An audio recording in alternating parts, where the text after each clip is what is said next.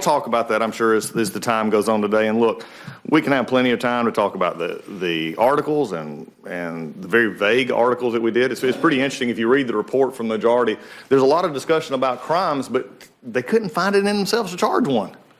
Again, common sense. Articles, and when you think about impeachment, you're thinking about impeaching a president in particular for crimes. You're thinking about it, you're sitting it down. It was, and this majority has tried so hard to be like Clinton and Nixon and failed so miserably. But every time we try once again, except the one thing, when it came down to the very end, the one thing they couldn't do is actually find a crime. They talk about it a bunch. If you read the majority's report, it is well written. It is some of the best work you'll see, frankly, in some ways, of fictional accounts of what this actually is, but it actually talks about it. That the problem here is a majority bent on finding something for this president. So, Mr. Cole, it's not a surprise. In fact, it's a sad day, for not only for the Rules Committee, but for the Judiciary Committee. You know, it's telling that the articles of impeachment, to show you how partisan this is, and really the concerning part that I see, and Mr. McGovern is a friend, and we disagree, and you're exactly right. We disagree probably on a lot of things. Is this glass half full, half empty? And that's fine. That's what we're supposed to do. That's what our voters send us here for. But to find ways to actually work, well, we have worked together. The question I have here, though, is if this was, as the Speaker said, should be overwhelming, bipartisan, and the American people understand it, then why are we in the Rules Committee today? When it was with Clinton, it was a UC straight to the floor.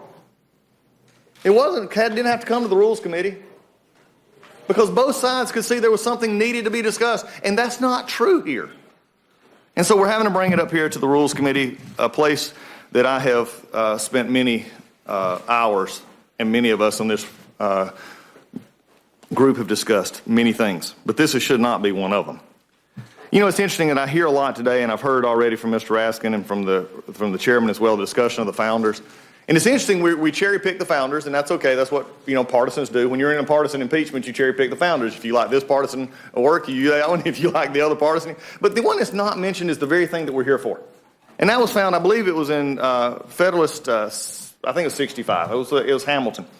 When he said this, he said the founders warned against a vague, open-ended charge because it could be applied in a partisan fashion by the majority of the House of Representatives against an opposition president.